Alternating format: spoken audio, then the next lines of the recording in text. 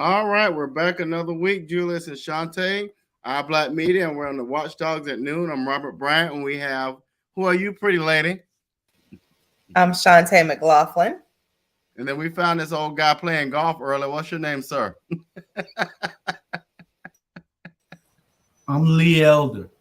Yeah, yeah, Lee May from Decatur. But no, y'all. So this morning, this is a shout out to Maxine Waters, reclaiming my time. And Shantae, you have inspired a conversation, and I kind of wanted to spin off of the last two pieces we talked about when Carlton was with us. But how do we reclaim our time in our communities? And so I'll just open up with that. Who wants to take a first hit at that? At that? I'm thinking go. I was ready for Julius to go. But wait a minute, Jules. Before we go there, we see earrings and smiles. Somebody's in a good mood. You look gorgeous. Your hair out and everything. That's because my child was playing with my ponytail, and I've been brushing and brushing and brushing to not look like Shaka Khan. So that's where the earrings are from. Well, you look great. So go ahead. I just wanted to give you a compliment. Thank you, guys. If only you could sing. Oh my gosh. All of my music industry contacts, if I could sing, I'd retire both of y'all. But, that's not the gift that God gave me. So I want technology. I want. Oh my gosh. This. Okay, so that's a good point. Technology. So I am going to reclaim my own gifts, talents, and skill sets without artificial intelligence. But they've been doing those artificial intelligence communities now and testing out artificial intelligence. Here we have in Atlanta, cop cities being built, and people are protesting it. The mayor's selling out. But it's like, is this coming from these artificial intelligence cities that they built and that they were testing out during the time that most of us were in the house and stuff like that, instead of being out and about in the communities? So with reclaiming our time in our communities, like, there's so much that goes into this conversation. Like, how do we reclaim the fact that when you go into a Walmart or a Kroger's or any Publix, and you have the self checkout that's taking people out of employment? How do we reclaim the fact that we still have the 13th Amendment slavery laws here in Georgia, where people mad about these justice impacted individuals doing the work that they wish that they could do, but they're not getting paid? That's slavery.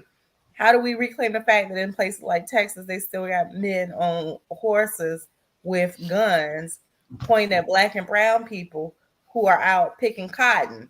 Like, where do we have those conversations at? So in reclaiming our time in our communities, we got to start looking at this public policy, justice impacted individuals. We have to start looking at reintegration policies, not just for people who are impacted by the carceral system, but by our veterans, our homeless. I met this girl the other day. Half of her face was tattooed. Let me know that she'd probably been trafficked at some point in her life. So it's like, how do we reclaim all of this? Or do we just let it be? Well, reclaiming our communities.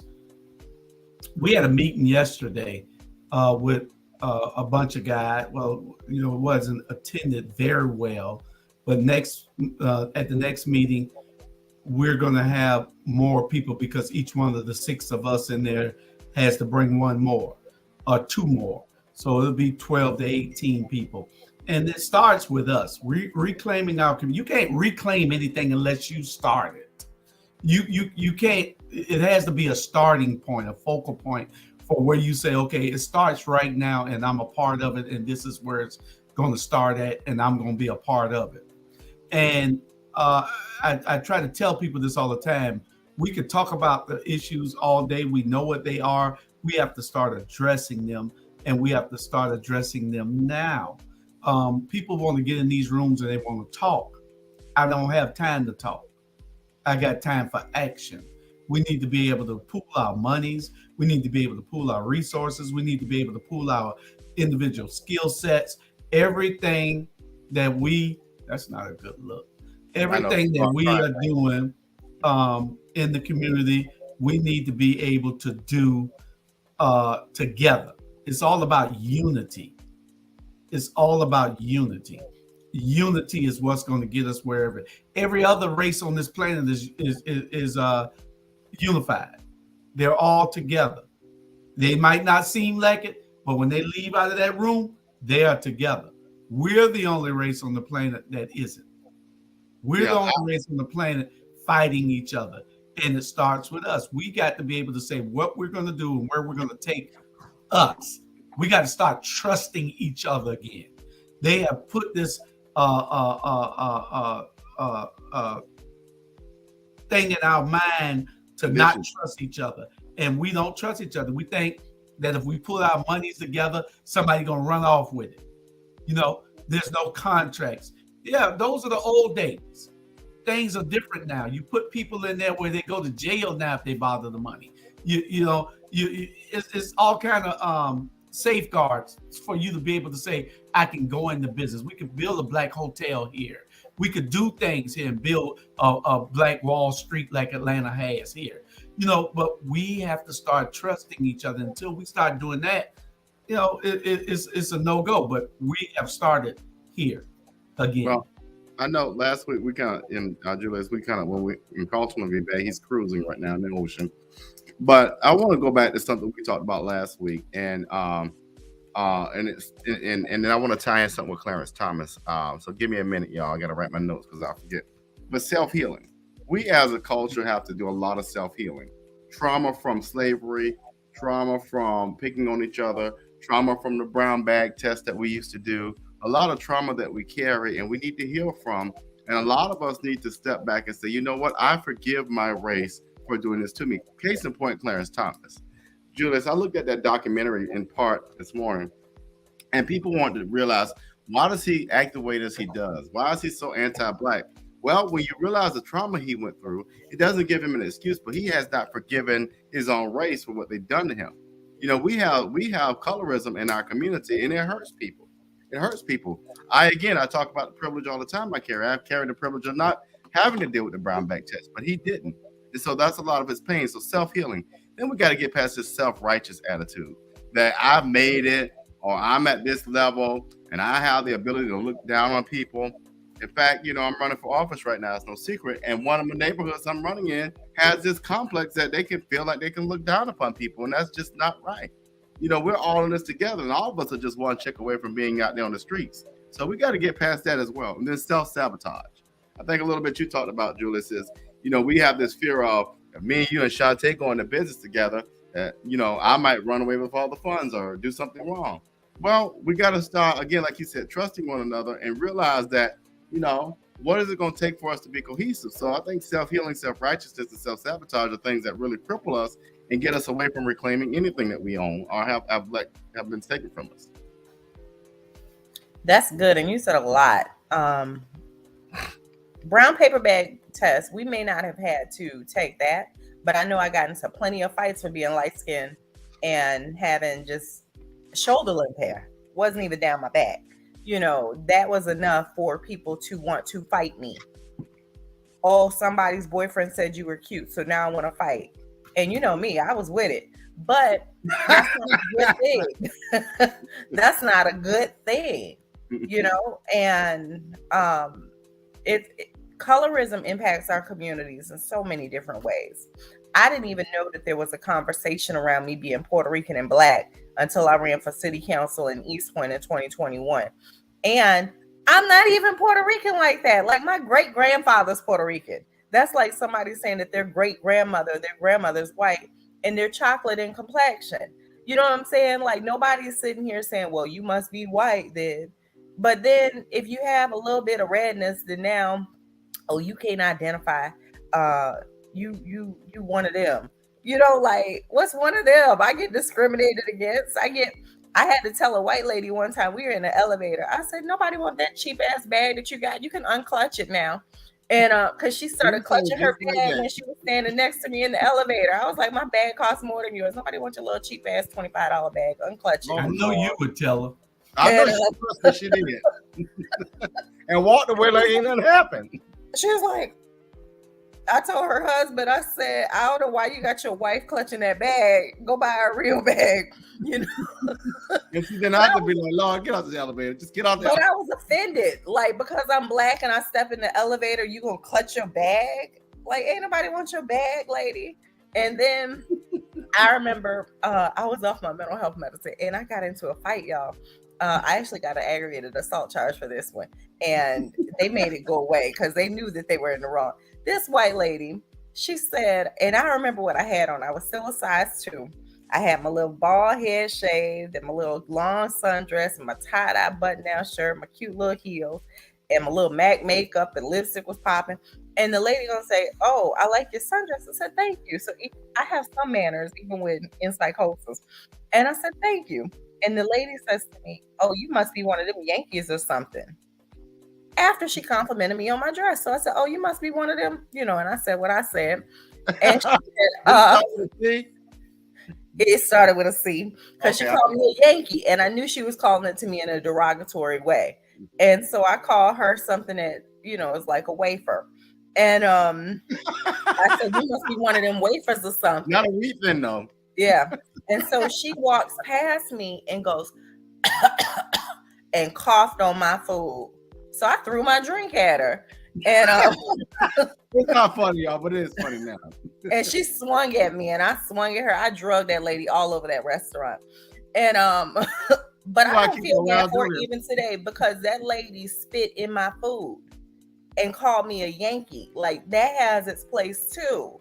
You know, like all of this Yankee talk, just because I grew up in the, you know what I mean? Like, so the colorism conversation is one thing, but when white privilege gets to the point where they feel that they can just be that disrespectful and rude and spit on your food, like they ain't about to catch that ass whooping that day. That's just uncalled for and unacceptable. Like you do not spit on someone's food. And then, Julius, why are you looking at me like that? You know I'm serious and I mean it. Yeah, I know she took a haircut in that day. Oh my God. I like to take that lady and drug her. I literally drug her across. I don't know why it wasn't on World Star. It probably was. I was on World Star one time in my psychosis at McDonald's, praise dancing and speaking in tongues.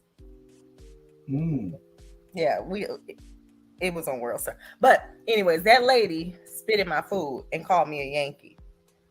That was just unacceptable. That is unacceptable behavior. So when do we start talking about that? When, you know, I posted something on Facebook and it was a long post, but I was talking about when my white friends refer to me as their black friend. That's racism too. If I'm your little black friend, if you got to identify me by color, that says a lot. I'm probably the only black friend you have, and you keep me around because I don't assimilate. And that allows you to say that you actually have real black friends. You know, like, and we were talking about that. My 1B in my master's program came from a professor who told me that I probably have to pitch to Chad. I said, who's Chad? She said, the blonde-haired, blue-eyed guy that controls most of the finance. I go to a HBCU. I said, I'm not assimilating to get no money in Atlanta. All these black people that control the narrative with finances in Atlanta, and you want me to assimilate to get some money to a Chad? Chad probably assimilating to get some money from us. Like, what's wrong with this lady? So she gave me a B. But anyways, that was my little rant. That was my little rant. And Clarence Thomas, I agree. A lot of people are impacted by colorism, not just because we don't know what it was like growing up in his household with him having to pass the brown paper bag test. We don't know what it was like with him being a Harvard graduate, and his son and affirmative action and blah, blah, blah, blah, blah, blah. And we don't know what it's like for a lot of people, period. The best assumption that you can make about anybody is that you don't know them. Because the reality is most people don't even know themselves. So how do you expect them to show you who they are? If we don't know 99% of what we think that we know about people, then it allows for grace, it allows for mercy, and it allows for us to let a lot of people off the hook with thinking that they're disappointing us, when really the reality is they don't even know themselves. So how do we expect them to show us the real them when they don't know who the real them is? So there's that. And you said one more thing. Oh, run it off with the bag. I can promise you. Yeah, the self-sabotage. Self-sabotage looks all different ways. We self-sabotage when we stay with them same friends who aren't growing, and we know it. You stay with them saying it's one thing to be loyal. And someone once told me, they said, Shantae, you're a very loyal person, and you need to stop letting your loyalty be your slavery. And it's the truth. So when you start ascending and your friends are here and you feel like you're in a cage, it's because you have an anchor on your ankle, and it's called your circle, and you're trying to bring everybody along, and everybody don't want to come along. Some people want to sleep in until 3 o'clock every single Saturday. On Sunday, go to the barbecue, tote a pistol, shoot at somebody, and you mad because you running for city council and they don't want to be your friend anymore. They don't want to be your friend. They'll vote for you. They'll tell people to vote for you. Oh, my boy, he doing real good. Go vote for him. But you're trying to bring these people along, and then you mad when you get in office and people start calling you a Clarence Thomas or trying to bring you down. Everybody ain't meant to go along. And that was a tough lesson that I had to learn. And it's okay being the dumbest person in the room, even when you're a smart person. Because if you're the smartest person in every room, that means that your circle is too small and they're not elevating you. And it's okay for us to collaborate. We collaborate. We ain't got time to sit here and figure it all out. I had a white Republican life coach one time who told me, he said, I let people do what they love to do. So if you don't love doing something, hire someone. That's how we scale. We spend a lot of time trying to grow these businesses. And like, see, Louise, I'm starting to focus more on my trauma healing clinic, because I know the only way for me to scale my business, I have to grow my business, which means I'm just getting all these contracts and it looks like me working 4 and 5 jobs, which is just a job, instead of scaling. To scale, you have to be able to hire other people. So when you don't want to take out your trash, guess what you do? You put your kids on payroll and hire them. Right now, they're about to raise the limit so I'm just giving some information now. They're about to raise the limit for youth 18 and under to $12,500 that you can write off. Gregory is on payroll. He is 6 years old.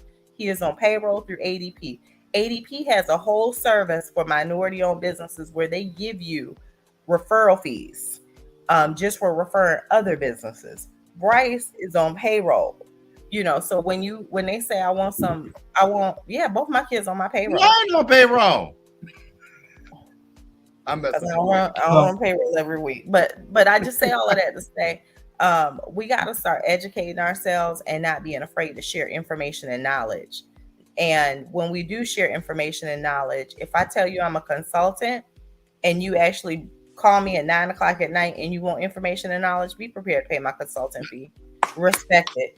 But when I'm sharing information and knowledge, just because I choose to share information and knowledge, just take the information and knowledge and go do what you're going to do with it and share it with somebody else. That's right. Well, share a comment.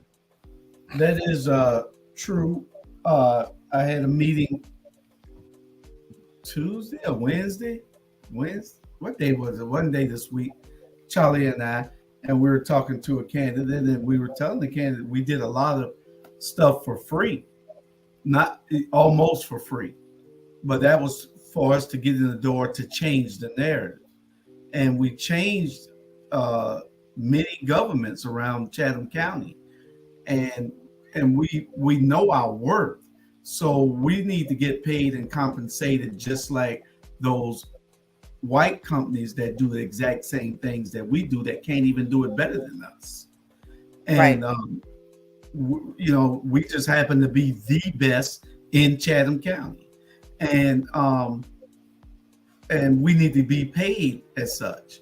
We can't keep doing things for free because people will think that they can always come to you and get that cheap price, but they'll go over there and pay that person 3 times what they're paying you, and it's not fair. So you got to put your work, you got to understand your value, put it out there, and people will have to pay it because they're trying to get into those positions, and you can help elevate them to it.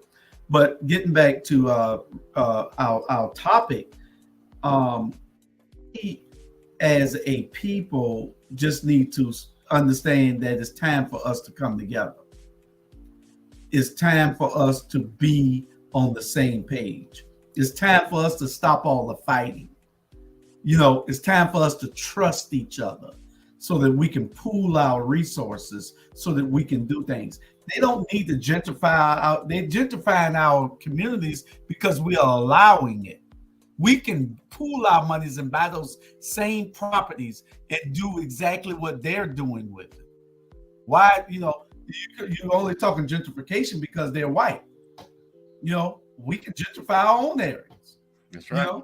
We can clean those apartments up and those houses up, renovate them and have them as Airbnbs and as rental properties. We can do that.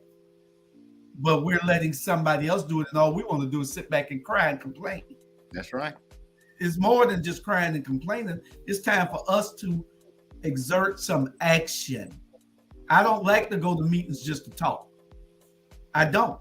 I told them last night in the meeting I was in last night, I won't be here talking. We either going to be working on solutions or I won't be in there. That's right. I don't have time to wait on nobody to do nothing. We got to do it, or I'm going to do it on my own. Might take longer, but I'm going to get it done. That's just how I am. I'm tired of talking. All we do is talk and complain. We know what the complaints are. We know what the issues are. Let's come to some resolutions. Let's get some things done. Let's work on it. And that's what we got to do. We got to reclaim our community by being unified. It's about unity.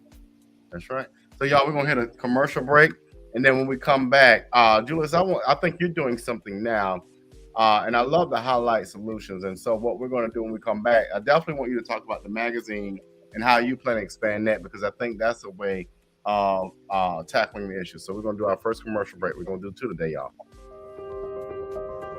The city of Savannah has always been known for its African American culture, especially in the 5th District, where I live. Over 50 years ago, my mother and father developed a home in the 5th District, in Liberty City to be exact.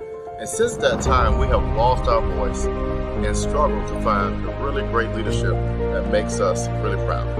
Our culture, our heritage, and our land have been questioned. But if you join me, Robert Bryant, next year in 2023, we can get to work and believe in change that we can all be proud of. So join me, let's believe in the change, and together we will make the District 5 stronger. Thank you. All right, Better Savannah and Corporate City Review. Hello, Savannah. Hello, Savannah. Hello, Savannah. Yeah, well, that's our magazines. Hello, Savannah. This month's issue, you can find all of magazines, every issue that we've done since last October, I believe, or September or October. This is the front cover of Hello, Savannah. You can go to atrmediagroup.com and check out this month's issue. atrmediagroup.com. atrmediagroup.com. And put that in the thing for me, Robert. atrmediagroup.com. www.atrmediagroup.com. Okay. And you can get this is our July issue for Hello Savannah. That's the cover, and this is the cover for the Port City Review. Port City Review, and it has Frederick Douglass on this one, Malcolm X on the other one. We got great reads inside, and if you want to advertise with it, just give us a call so we can put you in it.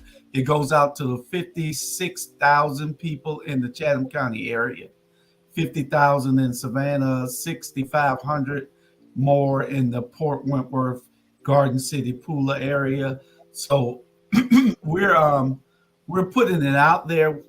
We just started 6 months, 7 months, and we're trying to get that information out there. We hope to have Atlanta. Matter of fact, we're going to Atlanta this weekend coming. Well, next weekend. It's already the weekend now. We're going there. The 15th and 16th. Shantae, Robert, me, a bunch of us will be in Atlanta watching.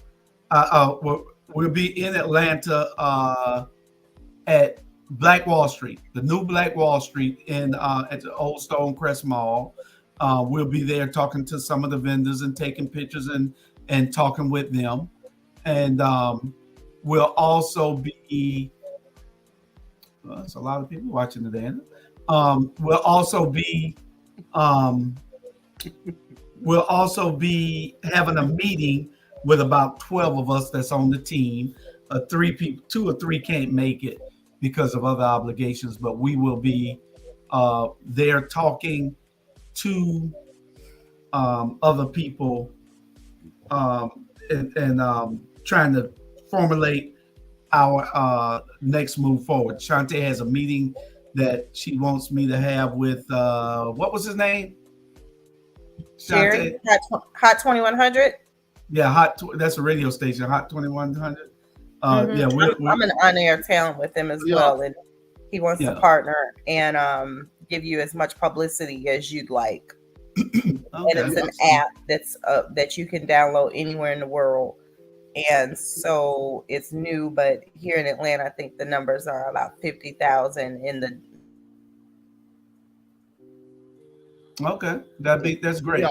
So I think what's important as we tie this back to our topic is how that particular the magazines and the work we're doing is reclaiming our narrative. We know in major mainstream media markets, WSB, WTOC, E93, these white-owned, Viacom-driven companies don't tell our narrative. In fact, they present us in a very terrible light.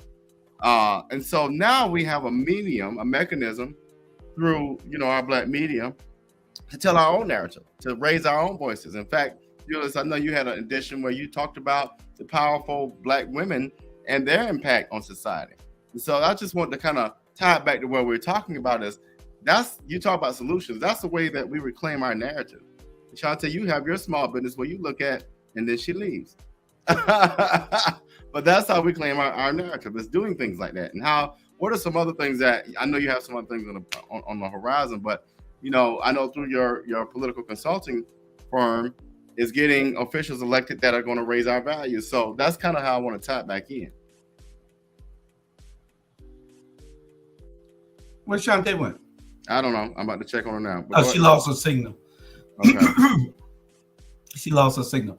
But anyway, with our meeting the other day, I'm sorry I was distracted because I had some. I was just talking about how the magazine and some of the work you're doing with political candidates now gives us a chance to tell our own narrative and reclaim it that way, instead of complaining about the mainstream media and how they make us look bad. Yeah,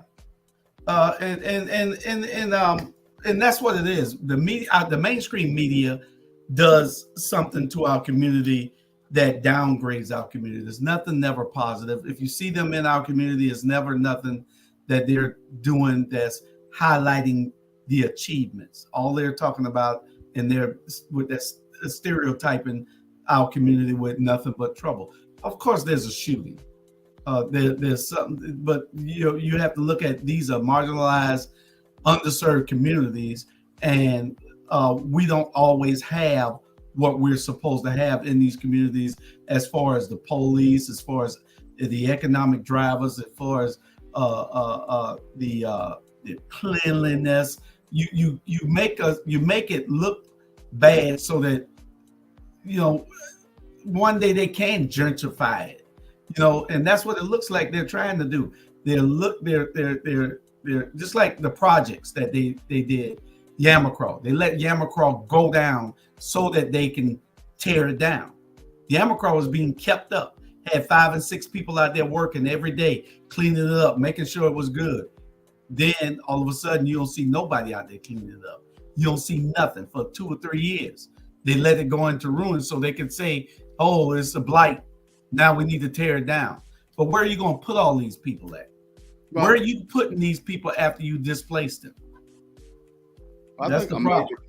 I think nationwide, what we have a problem with, and that's, you have what I consider, now we have 3 levels of individuals in the Black community. You have those who, what I call are poverty stricken, meaning that the government and those around them, their communities, have placed them in a space and where they find it difficult to escape poverty, and that can be through low wages, so forth, so on. Then you have the middle class and working families, and those are individuals who work day to day or have what you call career positions, and they live their lives in a little more privilege. And then you have those who think they've made it, what we call the elite, are those who believe that they have amassed some type of wealth and security to where they can escape the plight of the white man.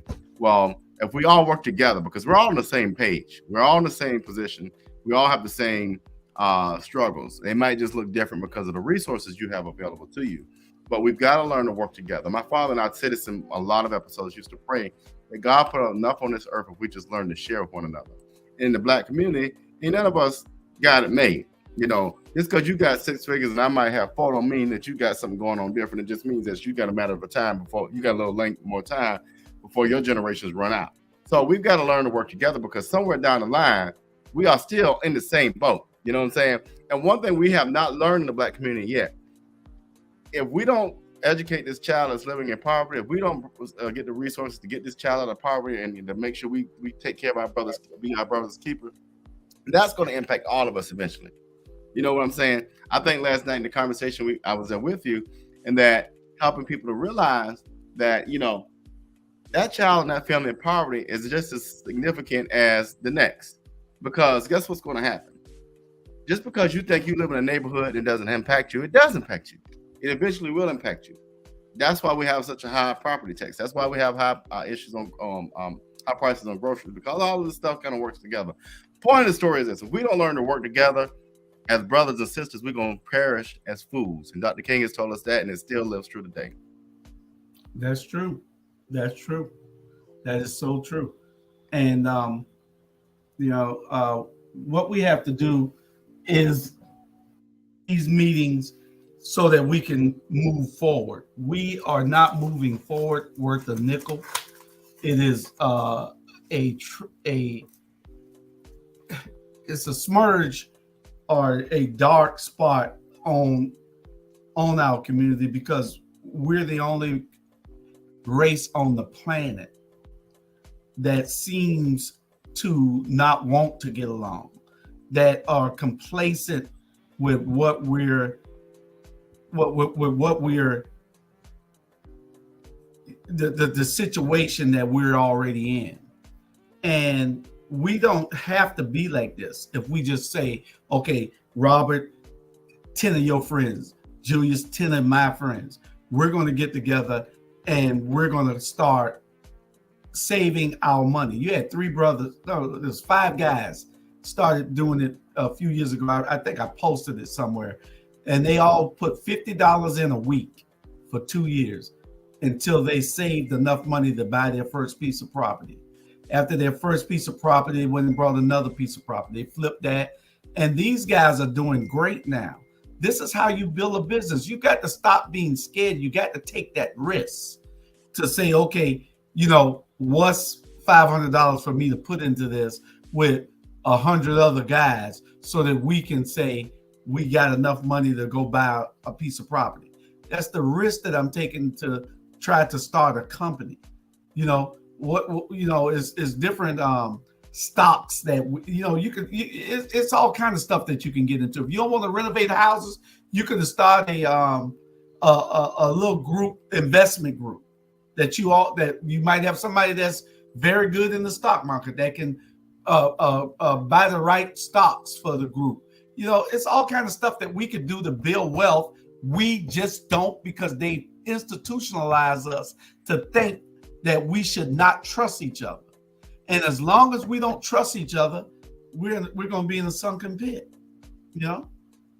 Well, it goes. I agree with you there. I think I like what you were saying. What you were talking about was creating opportunities for wealth gaining, gaining wealth. Last night there was a powerful thing said, and people don't realize this. In this world we live in now, especially in the United States, two things that will always be the most impactful and most serious thing that we can use as resources to have upward mobility. That's power and economics. And if you don't have one or the other or both, you pretty much are lost in the game. In talking about reclaiming our communities, you know, there are a number of communities. I look at Charleston, South Carolina. I'll look at Washington, D.C. I'll look at New Orleans. I'll look at a number of cities where what you see is they have allowed, you talked about this a moment ago, they have allowed those communities to be ridden with crime. They have not done anything to impact that crime in a positive way, to lower that crime or to address it. Then you allow communities to fall apart. You don't offer resources to seniors or those who are living in poverty to upgrade those homes in the area. And so what you do is you allow those areas to fall apart. In particular, New Orleans with Katrina, you allow those communities to just dissolve and not pour any resources in there. And guess what happens? You know what? Now they're on the market, or now they're in a way where those people lose the property, and folks that don't look like us go and buy them up. What we see here in Savannah, which is really disturbing, is you raise the property taxes to a point where seniors and people in poverty lose their homes and you auction them. So what we've got to do is either, like you said, pool our funds together, our resources, go and acquire those properties, go and acquire that land, or what we do is we develop a trust fund or some type of funding to go help Miss Mabel save her home, to go help this single mom of 4 kids save their home. But what we have done, again, with this self-sabotage, but those that live up here who think they've arrived, they don't want to share. They don't want to invest because they think they're better than. Well, you're not better than, because sooner or later, like I said, generations down the road, you got grandchildren that one day it's going to hit them. You know, you may not see the karma today, but it's going to hit you later on. So it's, you know, I like what you said about offering this idea of we got to learn to work together and identify ways to either A, acquire our rightful property on our own, or B, help our brothers and sisters keep that land and their property. Mm-hmm. That's correct. That's absolutely correct. And those are the things that we got to do. And it starts also, Robert, with putting the right people in office who brings that type of information. Because see, people sometimes don't listen to the community activists. They'll listen to the elected officials because they see them on TV every day. They see them out in the spotlight, even though the community activist is always somewhere in doing things. We need to make sure that everybody sees that the community elected officials are there talking to the people, giving them the same ideas that you just espoused. They need those same ideas, because if they hear it from an elected official, they're going to receive it better. Then maybe we can go out and do things. We can have those workshops. We can have those community town halls where we can say, okay, it's time for us to regroup. We're too far behind for as long as we've been here. The first people on, even though our DNA says we'll be the last ones here also, we're the first ones here, but we're lagging behind everybody else. And we got to bring ourselves up to do the things that we need to have done in our community. It's going to take us, not just saying and talking about it. We got to go into our pockets. If you can't put no money in, you got to be able to put that skill set in.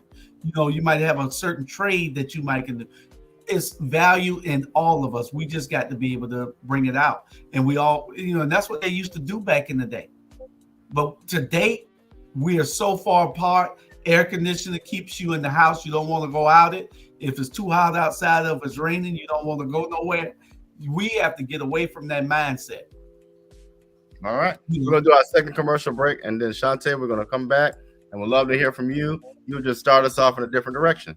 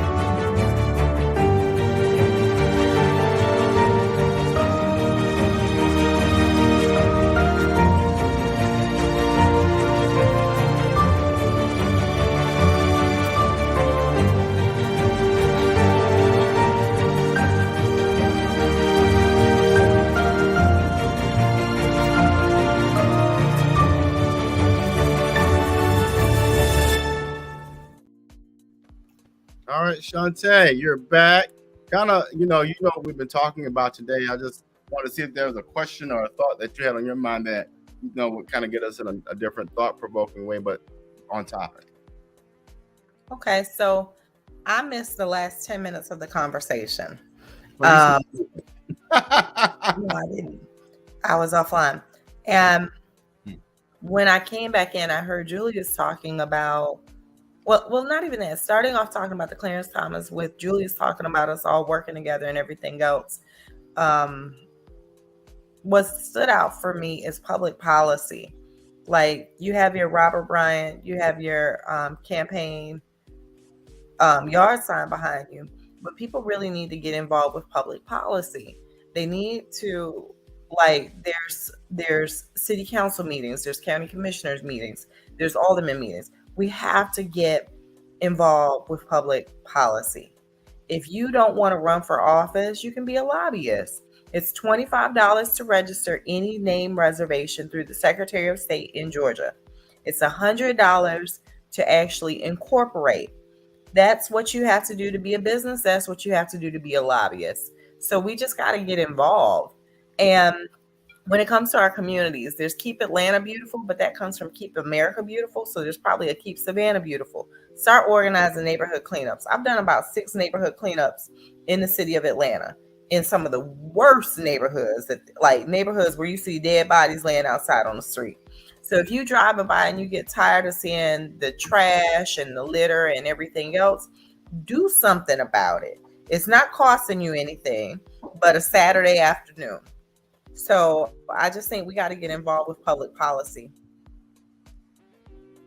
Mr. Parks said, united we stand and divided we fall. And that's the truth. And we were having this conversation yesterday, and one of the gentlemen there, and we were trying to, from our experience, tell him what we thought. And it all starts with us in that small group. Nothing is going to change overnight. We have to make that effort to interject ourselves into the situation. We can't just keep being dormant and hiding from our responsibilities. Elected officials, especially, they have to. We have to say that we are holding them accountable so that they can do what they're supposed to do in the communities. We're doing what we're supposed to do with this platform. We're doing what we're supposed to do with the magazines.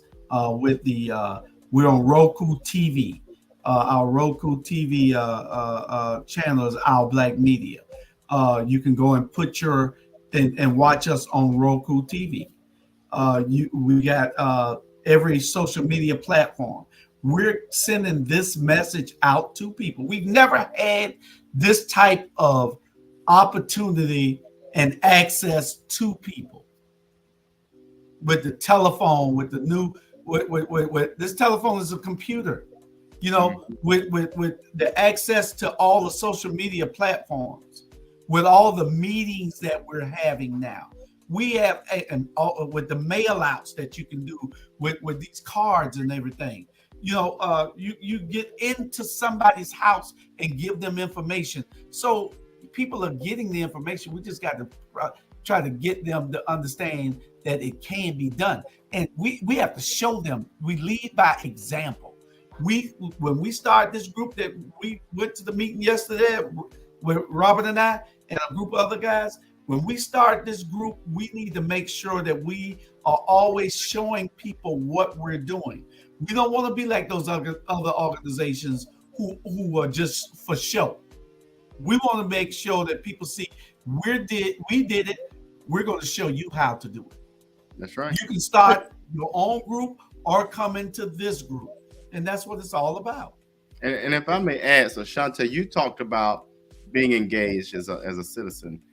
Julius talked about collaborating with what we want to talk about. What I want to talk about is so important to me, and that is Black men, we got to mentor our young Black brothers, and Black sisters, you got to mentor our young Black girls. Hell no.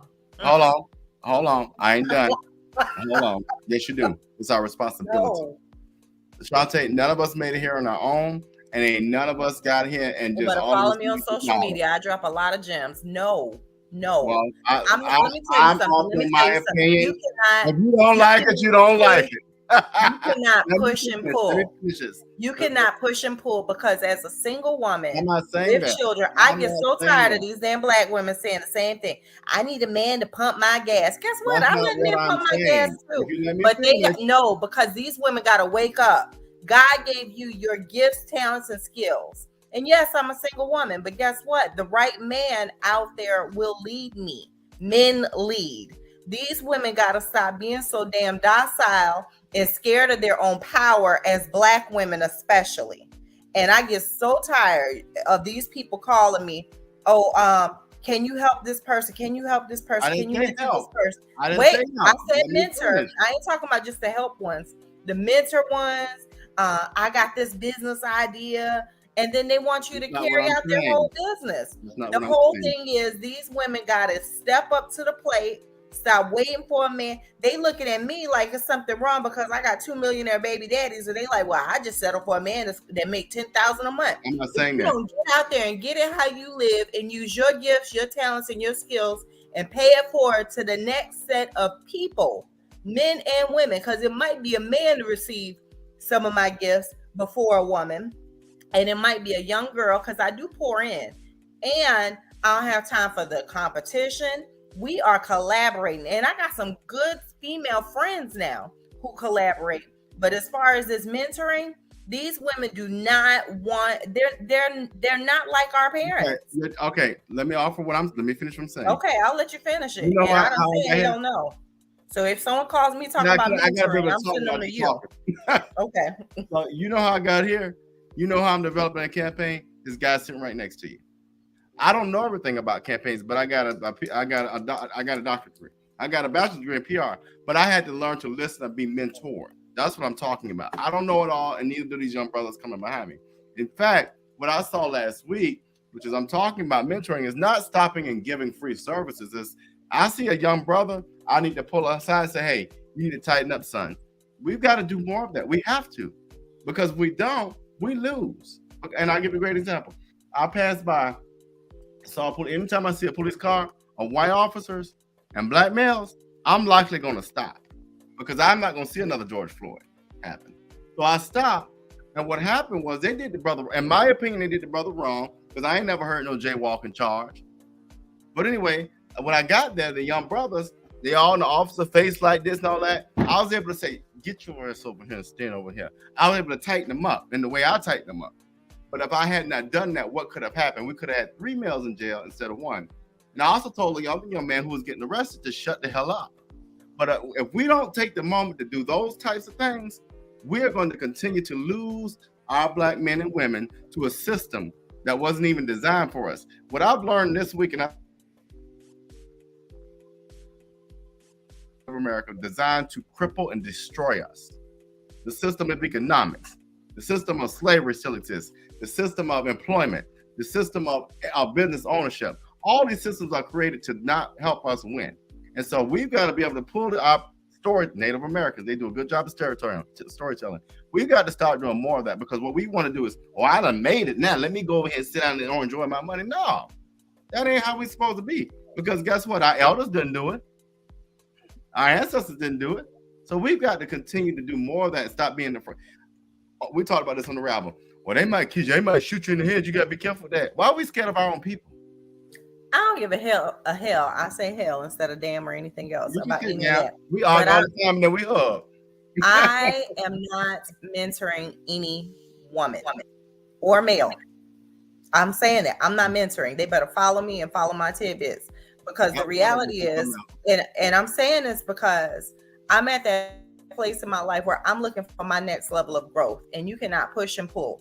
And when I sit there in the room with these women, and these women say things to me like, oh yeah, you're so inspiring, you're so empowering, I just want to know some of what you know, and you share the knowledge, and then out of nowhere they're like, all these independent women, all these women acting like they don't need a man, all these women trying to be men.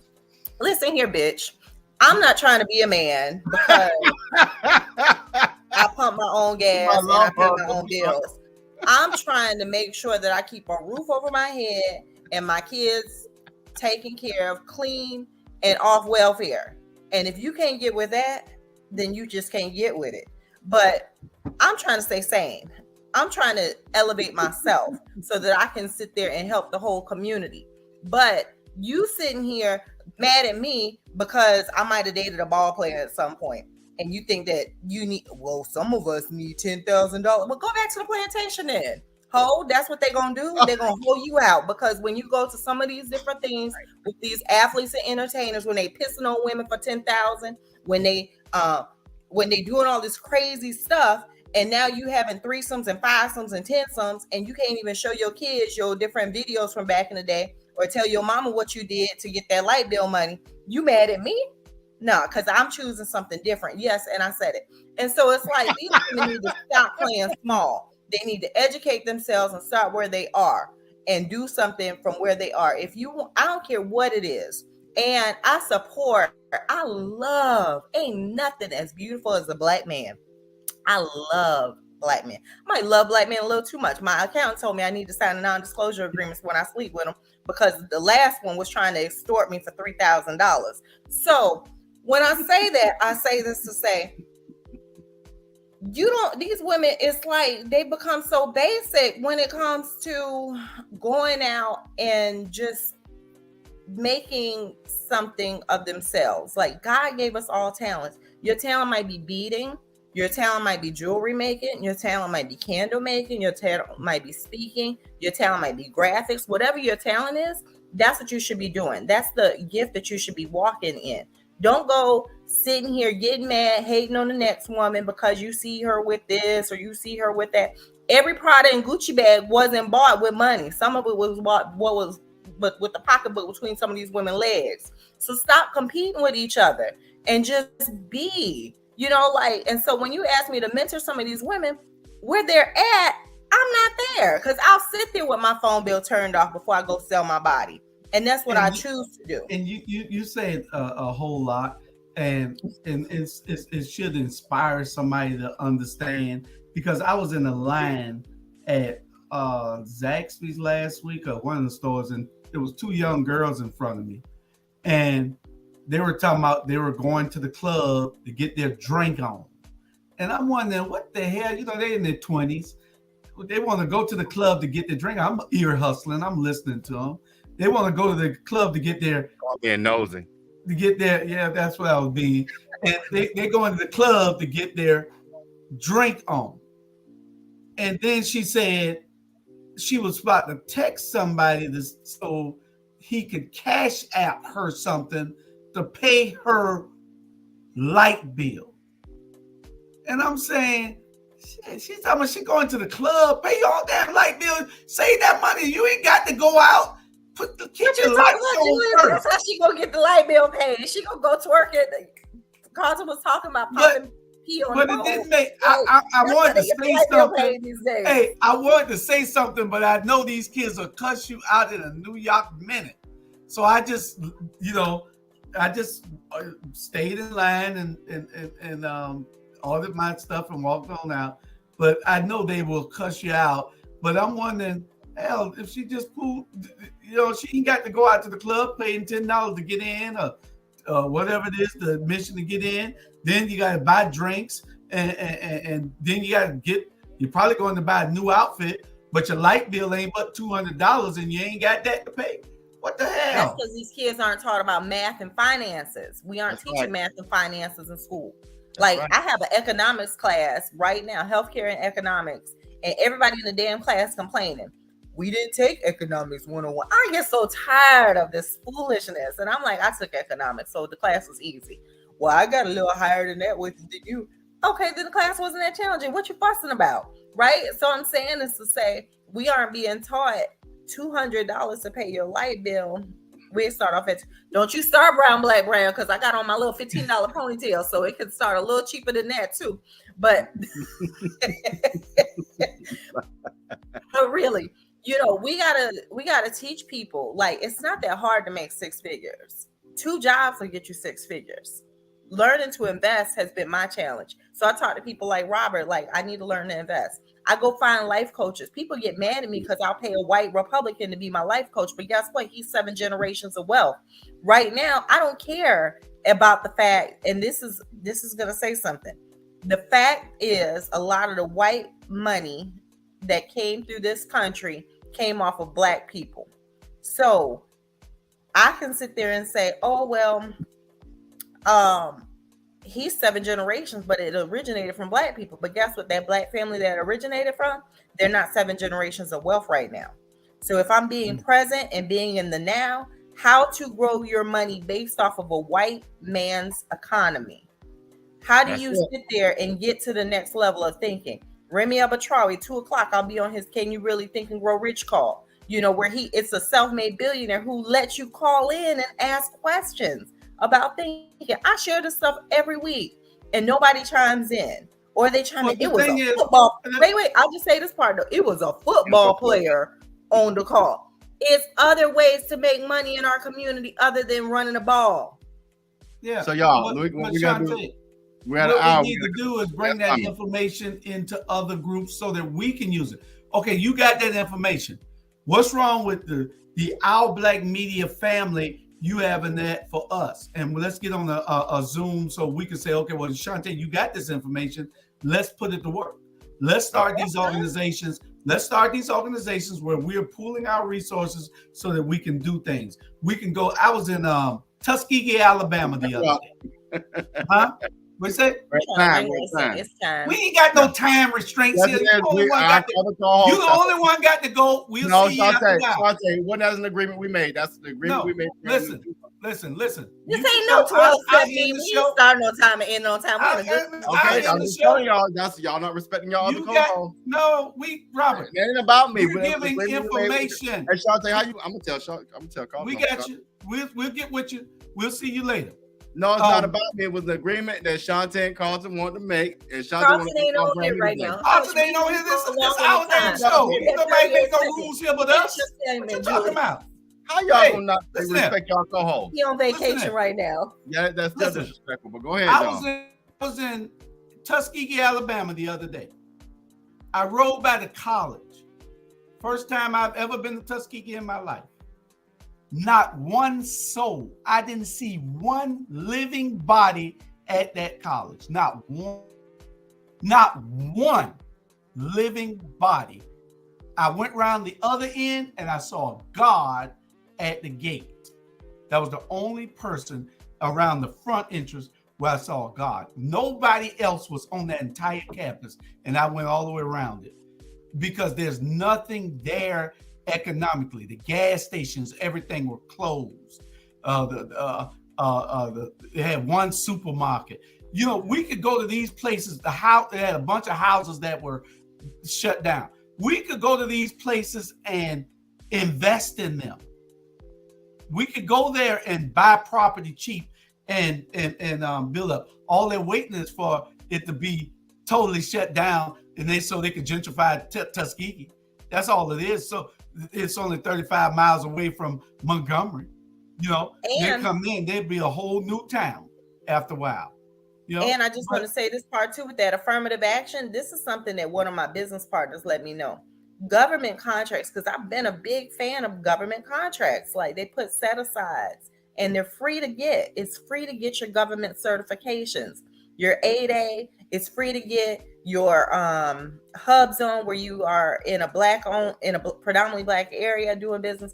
All of those are free to get, but there's government money that's like millions. What I mean by millions is like you might get a $25 million contract over 2 years. So I've started learning how to write these capacity statements or capability statements and partnering and collaborating with people I know who have been doing this with one of my companies. But the thing about it is, with this affirmative action, it reverses these government contracts. So it's shutting it down. So whereas you could get a government contract because you're a Black-owned male business before a white male business, even though your bid might be $5 million and his might be $2 million, but just because they're looking for a Black male to get the contract, this reverse affirmative action shuts that down. So we got to look this is what I mean by the public policy. I was talking to a white male recently, and we were talking about President Johnson and how in every community block grant, when you ask for new schools and when you ask for new potholes to be filled and things like that, you are also asking for the militarization of the police, because he put it in the community block grants that the police are to be militarized and provided with the with the different tools that the military had prior to. It's like a pass down. The military equipment gets passed down to the local police. And that came through Johnson. But he said, this is a white male who said this to me. He said, I feel as if it was a trick of the government to divide the black families. Because before this, the black families were running really strong. And most black parents, it was 2-parent households. And they were about to surpass white families in economics around the time of the civil rights. Black families, it was 2-parent household. They had the same mom and dad with the children, and they had a stronger socioeconomic base. And then with President Johnson, when he stepped in, he also brought in, like I said, the militarization of the police, but that judicial system and the prison system. And this came from a white male. So we got to put our differences to the side and have these difficult conversations, because they're not that difficult to have. But stop this damn assimilating. Like, they know when you talk. Hello, my name is Shantae. First of all, my name's Shantae. They know when you're talking like them. It don't even sound real. It sounds contrived. Be who you are, and just have these real conversations.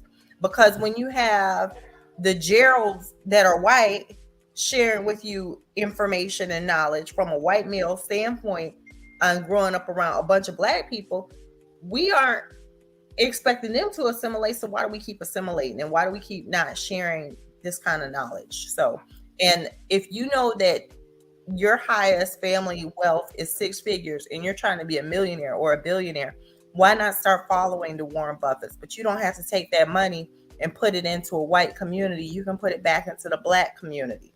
We got to change the way that we look at our money, our language, and it's different language for different things. Government contracts has a language.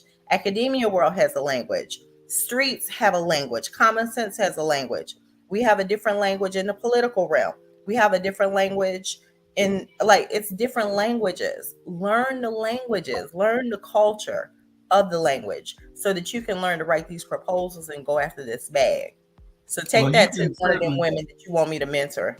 You can mentor them that in your workshops. When you do your workshops, then that'd be fine. I just did a workshop for Clayton County Fire Department. They get 3 continuing education units when they watch my workshop on mental illness, so that they can stop giving everybody Haldol, because that's what they do. Any person with mental health, they just give them Haldol and send them to jail. It's a medication, but it's like a tier 3. It's not safe to use. And for me, if you give me Haldol, I'm getting violent, letting you know, because that's not even for my diagnosis. But they give it to everybody that has mental illness. And they told me this, well, we just give Haldol. And I'm like, that's, first of all, you can't give somebody some medicine without their consent. You're violating HIPAA rights and all types of other rights. And then I created a quiz for them for continuing education. So if they watch my videos, they get 3 continuing education units and take my quiz through the Clayton County Fire Department. So I did that a couple of months ago. Okay. All right. Well, Robert. That's it, Robert. Whenever you're ready. No, y'all gonna stay on to 1:15. No. We'll do another commercial break and we're coming back then. We'll do that. We're gonna start this game off right. Hi, I'm Dr. Robert Bryant, and I'm running for Savannah City Council in the 5th District. Leadership requires dedication and commitment to a community, not the advancement of oneself or the catering to those who already have generational wealth. In the 5th District, we have issues, and I intend to address all of them, from the fairgrounds debacle to the redistricting of property to satisfy developers, to our history of flooding and our community services and stronger engagement. Our district is and has always been the heart of Savannah. We have too rich a history in this city to not have the proper elected representation needed to help us flourish. Our current representative has been distracted and lost sight of the issues facing the 5th District. The 5th District can't take 4 more years of someone who doesn't care about the constituents or their expectations. If you put your trust in me by voting for and electing me, I promise that I will be a champion of this district and for all of your concerns. The days of personal profiteering and ignoring the will of the people stops now. A vote for Robert Bryant is a vote for true change. From Tatumville to Liberty City, from Sylvan Terrace to Quail Forest, from Poplar Place to Burritt, all the way to our friends in Hampstead. I will be an advocate for your concerns. I'm Robert Bryant, and I approve this message.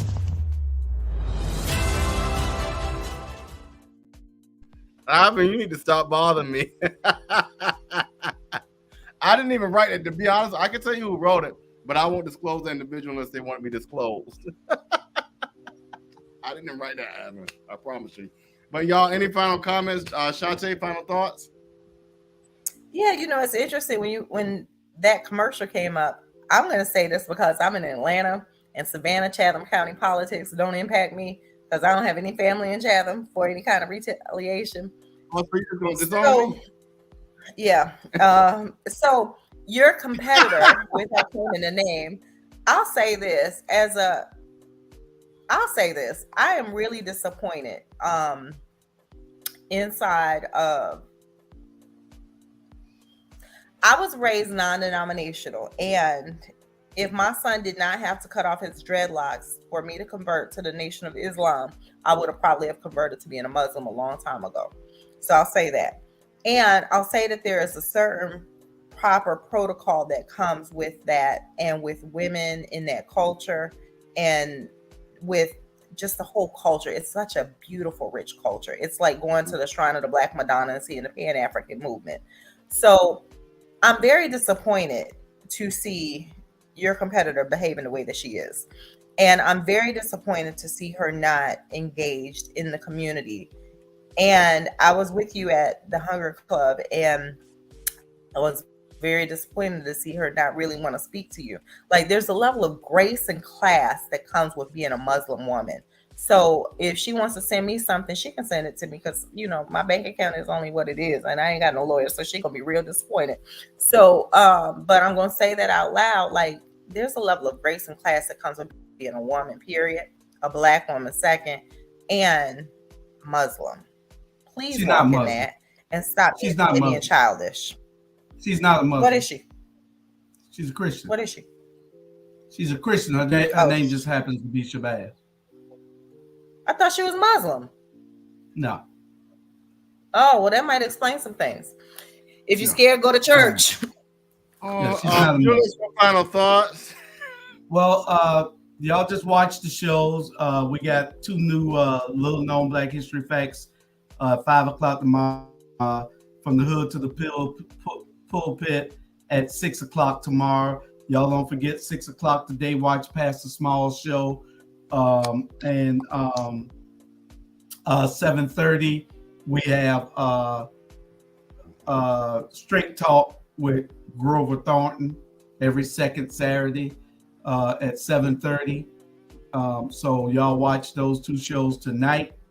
Watch a rerun of this, and we'll get with you next week. But make sure y'all watch and share.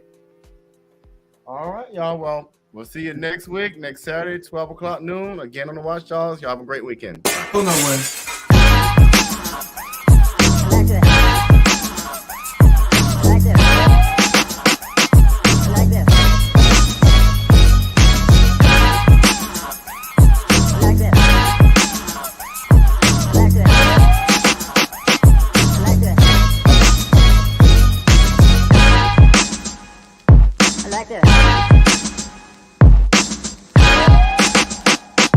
Like this.